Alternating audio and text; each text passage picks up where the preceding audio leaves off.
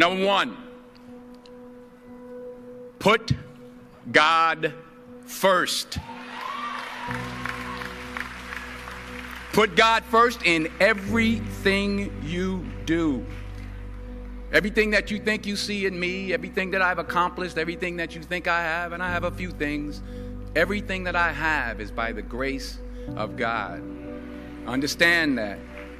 It's a gift. 40 years ago, March 27th, 1975, it was 40 years ago, just this past March, I was flunking out of college. I had a 1.7 grade point average. I hope none of you can relate. I had a 1.7 grade point average. I was sitting in my mother's beauty shop. They still call it beauty shops now? What they call it now? Yeah, I was sitting in the beauty parlor. I was sitting in my mother's beauty parlor, and I'm looking in the mirror, and I see behind me this woman under the dryer. And every time I looked up, she was looking at me, just looking me in the eye. And I didn't know who she was, and I said, she said, somebody give me a pen, give me a pencil. I have a prophecy. March 27, 1975, she said, boy, you are going to travel the world and speak to millions of people. Now, mind you, I flunked out of college.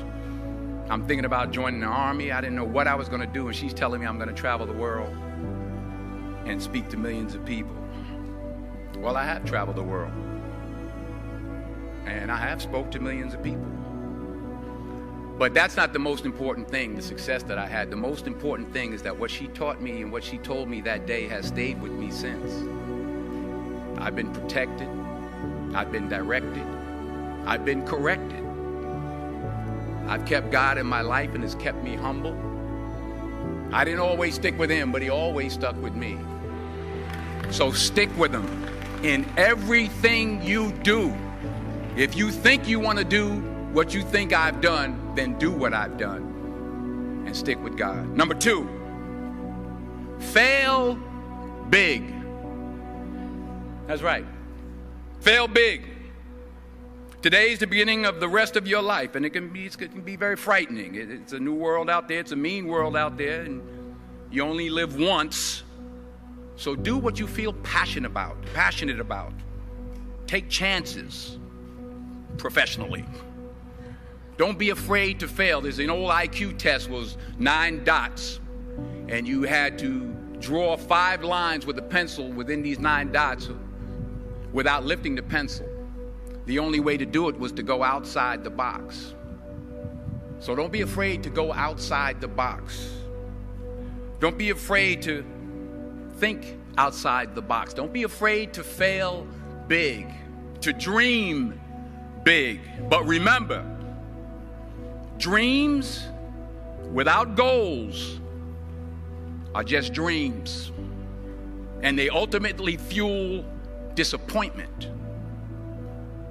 So have dreams, but have goals. Life goals, yearly goals, monthly goals, daily goals. I try to give myself a goal every day. Sometimes it's just to not curse somebody out. Simple goals, but have goals. And understand that to achieve these goals, you must apply discipline and consistency. In order to achieve your goals, you must apply discipline, which you have already done, and consistency every day, not just on Tuesday and miss a few days. You have to work at it every day. You have to plan every day. You've heard the saying, we don't plan to fail, we fail to plan. Hard work works. Working really hard is what successful people do. And in this text, tweet, twerk world that you've grown up in, remember, just because you're doing a lot more doesn't mean you're getting a lot more done. Remember that. Just because you're doing a lot more doesn't mean you're getting a lot more done. Don't confuse movement with progress. My mother told me, she said, yeah, because you can run in place all the time and never get anywhere. So continue to strive, continue to have goals, continue to progress. Number 3, you'll never see a U-Haul behind a hearse. I'll say it again. You'll never see a U-Haul behind a hearse. I don't care how much money you make, you can't take it with you. The Egyptians tried it. They got robbed. That's all they got. You can't take it with you. And it's not how much you have. It's what you do with what you have. We all have different talents. Some of you will be doctors, some lawyers, some scientists, some educators, some nurses, some teachers. Yeah, okay. Some preachers. The most selfish thing you can do in this world is help someone else. Why is it selfish? Because the gratification, the goodness that comes to you, the good feeling that I get from helping others, nothing's better than that. Well, one or two things, but nothing's better than that. Not jewelry, not big house I have, not the cars, but it's the joy. That's where the joy is, in helping others. That's where the success is, in helping others. Finally, I pray that you put your slippers way under the bed tonight, so that when you wake up in the morning, you have to get on your knees to reach them. And while you're down there, say thank you for grace. Thank you for mercy. Thank you for understanding. Thank you for wisdom. Thank you for parents. Thank you for love. Thank you for kindness. Thank you for humility. Thank you for peace. Thank you for prosperity. Say thank you in advance for what's already yours. That's how I live my life. That's why I am, one of the reasons why I am today. Say thank you in advance for what is already yours. True desire in the heart for anything good is God's proof to you, sent beforehand to indicate that it's yours already. I'll say it again.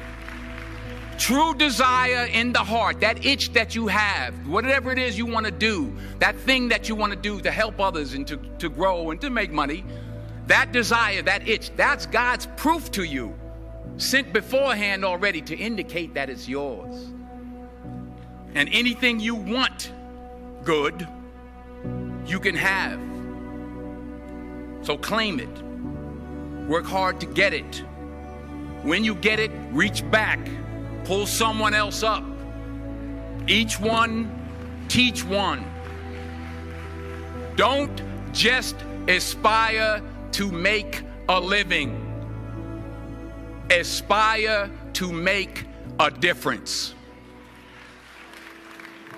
Every failed experiment is one step closer to success. You've got to take risks, and I'm sure you've probably heard that before, but I want to talk to you about why that's so important. I got 3 reasons, and then you can pick up your iPhones. First, you will fail at some point in your life. Accept it. You will lose. You will embarrass yourself. You will suck at something. There's no doubt about it. And I know that's probably not a traditional message for a graduation ceremony, but hey, I'm telling you, embrace it, because it's inevitable. And I should know. In the acting business, you fail all the time. Early on in my career, I auditioned for a part in a Broadway musical. Perfect role for me, I thought, except for the fact that I can't sing. So I'm in the wings, I'm about to go on stage, but the guy in front of me, he's singing like Pavarotti. He's just, and he's just going on and on and on. And I'm just shrinking. I'm getting smaller and smaller. So they say, oh, thank you very much, and you'll be hearing from us. So I come out with my little sheet music, and it was Just My Imagination by The Temptations. That's what I came up with. So I hand it to the accompanist, and she looks at it and looks at me and looks out at the director and is like, all right. So I start, you know, I'm going to sing. I'm like, it's just my imagination once again, and then coming away with me. And they're not saying anything, so I'm thinking I'm getting better. So I start getting into it. It was just my imagination. Running. They say, oh, yeah, thank you. Thank you very much, Mr. Washington. Thank you. So I assumed I didn't get the job. But the next part of the audition, he called me back. The next part of the audition is the acting part of the audition. So I'm like, hey, okay, maybe I can't sing, but I know I can act. So they pair me with this guy, and again, I didn't know about musical theater. And musical theater is big, so they can reach everyone all the way in the back of the stadium. And I'm more from a realistic, naturalistic kind of acting where you actually talk to the person next to you. So I don't know what my line was. My line was, well, hand me the cup. And his line was, well, I will hand you the cup, my dear. The cup will be there to be handed to you. I said, oh, okay. Well, should I give you the cup back? Oh, yes, you should give it back to me because you know that is my cup and it should be given back to me. I didn't get the job. But here's the thing. I didn't quit. I didn't fall back. I walked out of there to prepare for the next audition, and the next audition, and the next audition. I prayed. I prayed, and I prayed. But I continued to fail, and fail, and fail. But it didn't matter, because you know what? There's an old saying, you hang around the barbershop long enough, sooner or later you're going to get a haircut. So you will catch a break, and I did catch a break. Last year, I did a play called Fences on Broadway. Someone talked about it. Won the Tony Award. And I didn't have to sing, by the way. But here's the kicker. It was at the Court Theater. It was at the same theater that I failed that first audition 30 years prior. The point is, and I'll pick up the pace, the point is every graduate here today has the training and the talent to succeed. But do you have the guts to fail? Here's my second point about failure. If you don't fail, you're not even trying. I'll say it again. If you don't fail, you're not even trying. My wife told me this great expression. To get something you never had, you have to do something you never did. Les Brown's a motivational speaker. He made an analogy about this. He says, imagine you're on your deathbed, and standing around your deathbed are the ghosts representing your unfulfilled potential. The ghost of the ideas you never acted on. The ghost of the talents you didn't use. And they're standing around your bed, angry, disappointed, and upset. They say, we came to you because you could have brought us to life, they say. And now we have to go to the grave together. So I ask you today, how many ghosts are going to be around your bed when your time comes? You've invested a lot in your education, and people have invested in you. And let me tell you, the world needs your talents. Man, does it ever. I just got back from Africa like 2 days ago, so if I'm rambling on, it's because I'm jet lagged. I just got back from South Africa. It's a beautiful country, but there are places there with terrible poverty that need help. And Africa is just the tip of the iceberg. The Middle East needs your help. Japan needs your help. Alabama needs your help. Tennessee needs your help. Louisiana needs your help. Philadelphia needs your help. The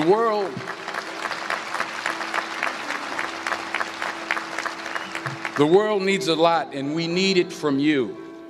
We really do. We need it from you young people. I mean, I'm not speaking for the rest of us up here, but I know I'm getting a little grayer.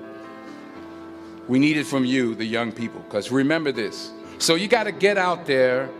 You got to give it everything you got, whether it's your time, your talent, your prayers, or your treasures. Because remember this, you will never see a U-Haul behind a hearse.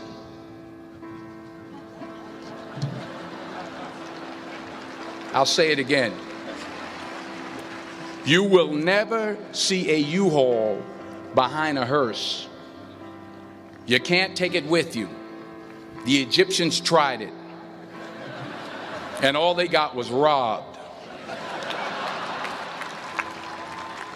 So the question is, what are you going to do with what you have? I'm not talking about how much you have. Some of you are business majors, some of you are theologians, nurses, sociologists. Some of you have money, some of you have patience, some of you have kindness, some of you have love. Some of you have the gift of long suffering, whatever it is, whatever your gift is.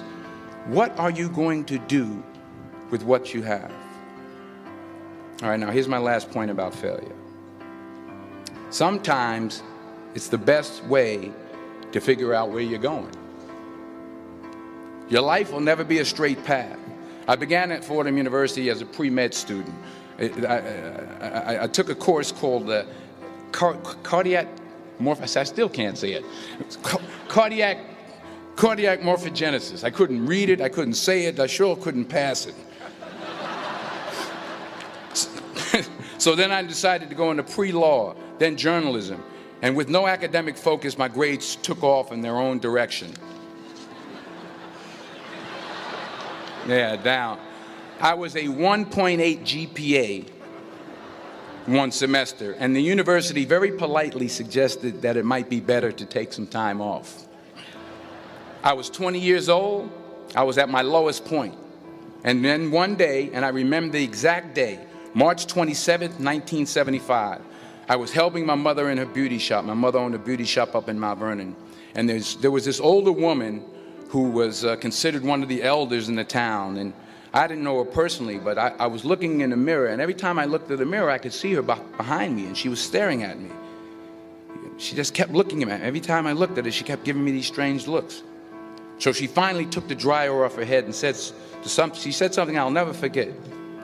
First of all, she said, "Somebody give me a piece of paper. Give me a piece of paper." She said, "Young boy, I have a prophecy, a spiritual prophecy."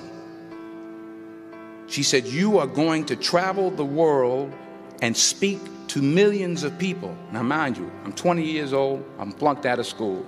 In fact, like a wise ass, I'm thinking to myself, maybe she's got something in that crystal ball about me getting back into school next fall.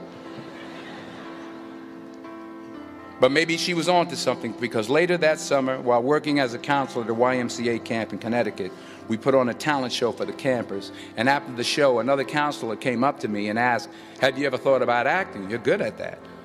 So when I got back to Fordham that fall, I got in and I changed my major once again for the last time. And in the years that followed, just as that woman prophesied, I have traveled the world and I have spoken to millions of people through my movies. Millions who up till this day couldn't see me, who up till this day I couldn't see while I was talking to them, and they couldn't see me. They could only see the movie. They couldn't see the real me.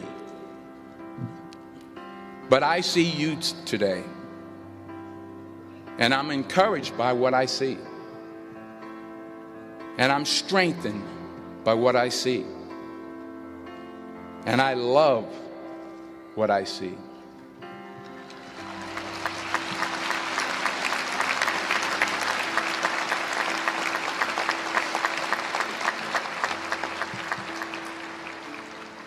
One more page, and I'll shut up. Let me conclude with this one final point, and actually the president kind of brought it up. It has to do with the movie Philadelphia. She stole my material. Many years ago, I did this movie called Philadelphia. We filmed some of the scenes right here on campus. Philadelphia came out in 1993. Most of you were probably still in diapers. Some of the professors, too. But that cracked me up. But it was a good movie. Rent it on Netflix. It's a good movie. Rent it. I get 23 cents every time you rent it, please. Rent it. True. Parents up there, rent it. Netflix, please.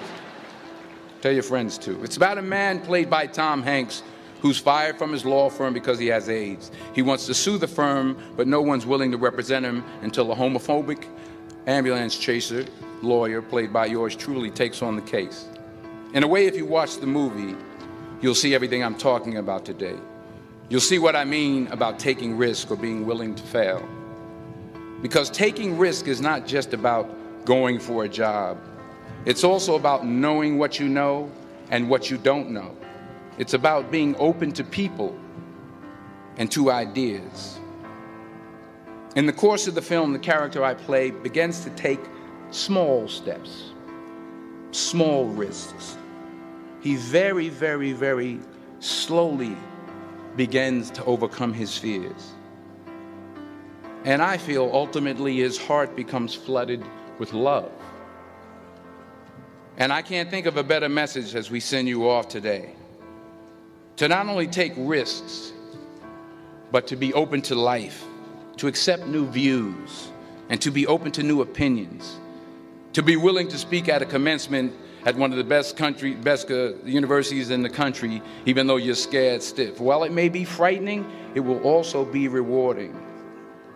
Because the chances you take, the people you meet, the people you love, the faith that you have, that's what's going to define you.